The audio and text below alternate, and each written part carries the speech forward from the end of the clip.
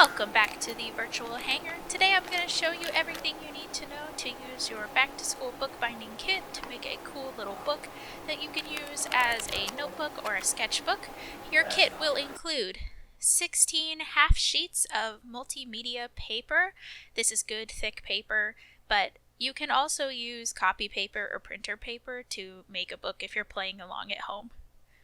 Your kit will also include 1 box of cereal. We're going to use that for the cover, but yours will not have cereal inside it. 1 sewing needle, 1 bobbin of sewing thread. Yours will be a little bit more full. And then 1 ruler that we cut out on the Glowforge in the hanger that you're going to use to help you poke holes with your push pin. The only thing you'll need from home is a pencil. I have a cool space pencil. And some sort of cutting mat, something to put under the paper when you poke the holes. I have this cutting mat, you could use a cutting board, and then 1 pair of scissors. So the first thing we're going to do to get started is take our multimedia paper and fold each sheet individually in half. You got to do these one at a time, and the easiest way to get that perfect fold is actually to line up the corners with each other.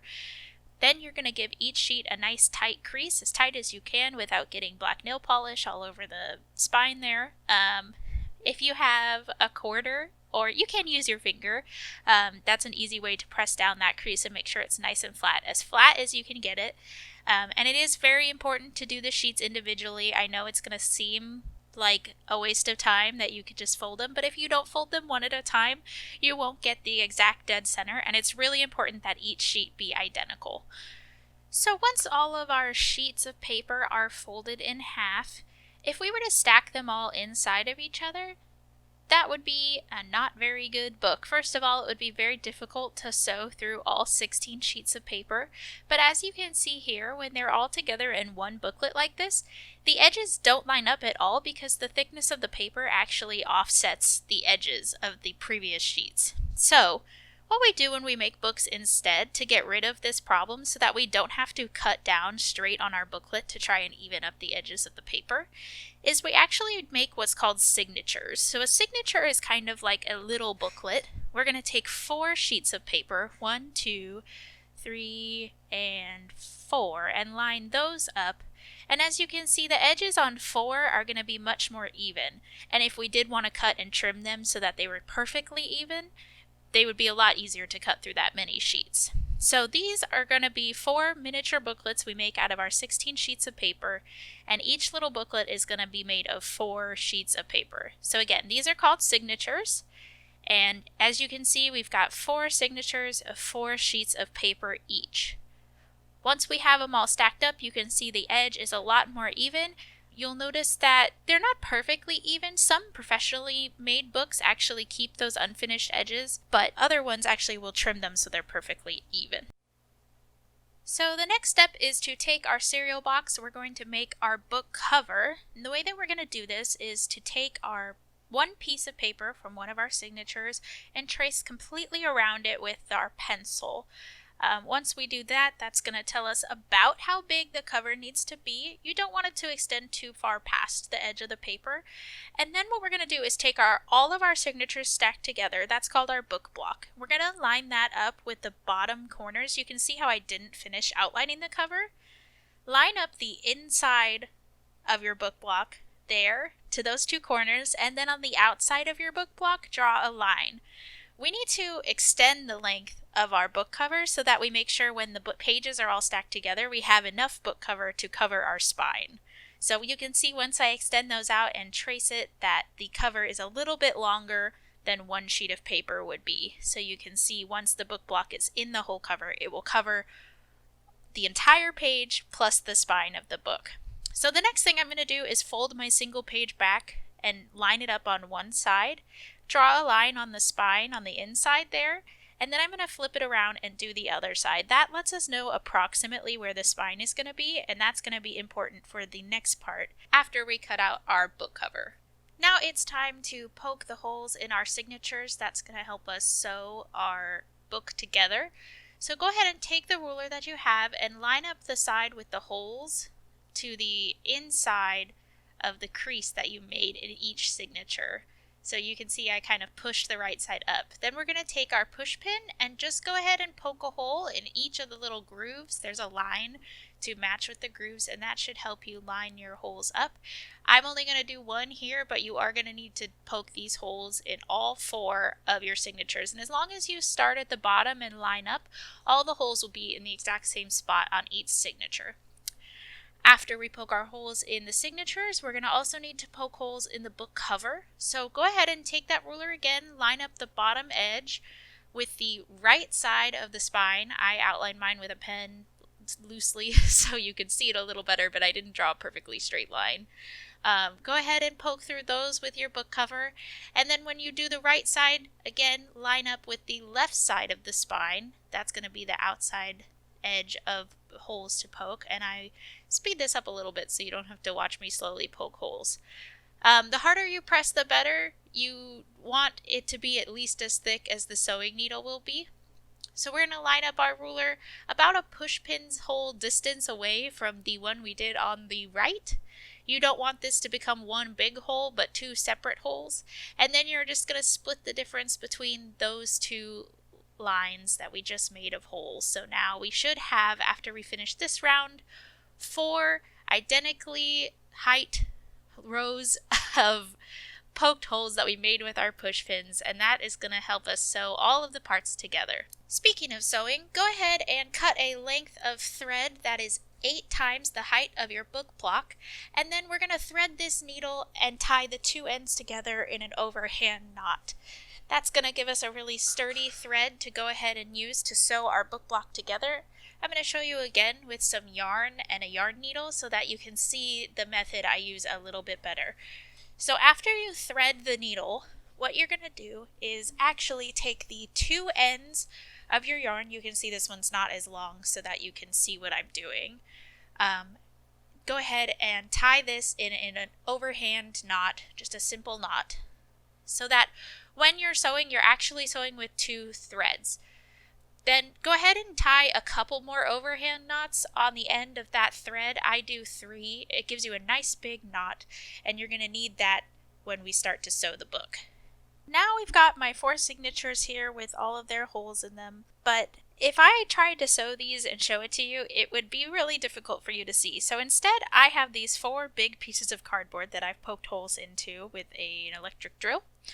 And I'm going to use these instead of a signature. So when you're watching this, just remember that even though this is 4 sheets of paper and this is just 1 sheet of cardboard, each one of these pieces of cardboard is the same as a signature of paper for the book block. It would just be so small and there'd be no contrast. So I want you really to be able to see. So what we're going to start with is threading our needle like I showed you. And then we're going to poke into the bottom of our first signature, and the knot here is going to go right there on the first hole on the bottom of our first signature. And then we're going to go to the bottommost hole towards the front cover of our cover and thread through that as well. So you can see how we're lining up this first signature towards the front of the book block. And you should pull these taut but not tight. You have to be really careful. You don't want a bunch of loose sewing. But if you pull the thread too tightly, then you can rip the paper. So you do have to be careful. So you're just pulling it so it's taut but not tight. We're just going to go alternating holes up and back through the first signature. And then when we get to the top of the signature here, that's when we're going to go actually back through the next hole down. You can see how I alternated just up and back, simple back and forth sewing. This one we're going to double over, and then we're going to go 1 dot to the left of the second dot down from the top of the book. I hope you're not listening to just the audio here. It's going to make a lot more sense if you see what I'm doing. But you can see how I went across instead of back and forth. And this is how we're going to attach the second signature here to our book. So we're going to go in the second hole from the top on the outside of the signature to the center of the signature, and then pull that through. And that is how we attach the second. Then we're going to go back up to the top on the second row there, and then we're going to do the exact same thing as we go back down. Before we start doing that though, we're going to do kind of a decorative stitch and tuck the needle under the flat stitch from the last signature, and it's going to make kind of an X. We do that before we go into the next one. That also helps keep the signatures together. Before we go back down, one more, and you're going to see even better this time, I believe, how I pull it taut, then you just tuck it under the stitch you made on the previous signature, and then go back to the next hole on the spine. So we're just going to make these X's through all of them as you go up and down each signature. And this is part of the reason that we poke the holes in both the book and the cover ahead of time, right? It makes it a lot easier to not get lost. So when we get to the bottom, we're going to loop back up again so that we can go across the rows of holes in the cover before we go back up through it. So I'm just lining up with the previous signature there so I can get an idea. So I'm poking across the spine instead of up and down the spine. And then I'm taking that needle through the second hole from the bottom of the next signature. So you can see it goes across instead of up and down. So here I'm going back down so I get back to the bottom. And then I'm going to pull it through. And now this time when we make our X's, you can see here where the needle crosses, where the thread crosses beforehand. We're going to take our needle and just tuck it under right before the cross. And then when we pull it, we're going to make a cool kind of X-y ladder type thing. This is a type of spine sewing that is traditionally done with ribbons. I kind of adapted this method so that it would make a decorative stitch on the outside of the spine. Anyways, we're going to go back up the entire spine in the same method, tucking the needle under the first loop before the X. And I skipped one just because it's a little bit long. But so now we are in our last signature in the second hole from the top, and we're going to go back up just like we did on the previous one.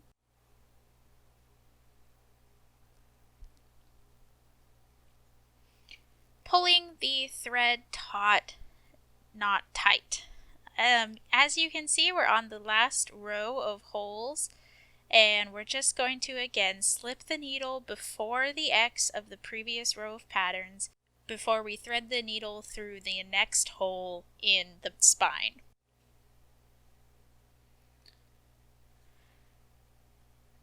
The pattern on this sewing technique is a little bit tricky, but one of the advantages of doing a sewn book like this is it's going to be a lot sturdier than any book that uses adhesive in the spine, which is like most trade books actually, and especially paperbacks. They're all what's called perfect binding, which is where they just glue the one edge. There's no folding of paper at all. You just glue the edge of the pages together to make a glue spine. And those books fall apart like in 12 seconds. These books that you sew by hand will last you a really, really long time, which is why I think they're great for sketchbooks or, an art book or a bullet journal, or maybe you're going to a conference and you need to take notes, and that's your notebook for that special conference. You can make small versions. You can adapt this to an infinite number of signatures. Once you get the sewing pattern down, you can use this to make books of all different shapes and sizes and use all kinds of different materials. It's one of my favorite methods. I think I've done maybe like 12 books this way. Not counting the ones that I did for this video. So we're just about done. You can see the cool X ladder pattern there. And if you don't like the serial book cover, you can always cover it with paper and a glue stick, or scrapbook paper, or stickers, or really anything.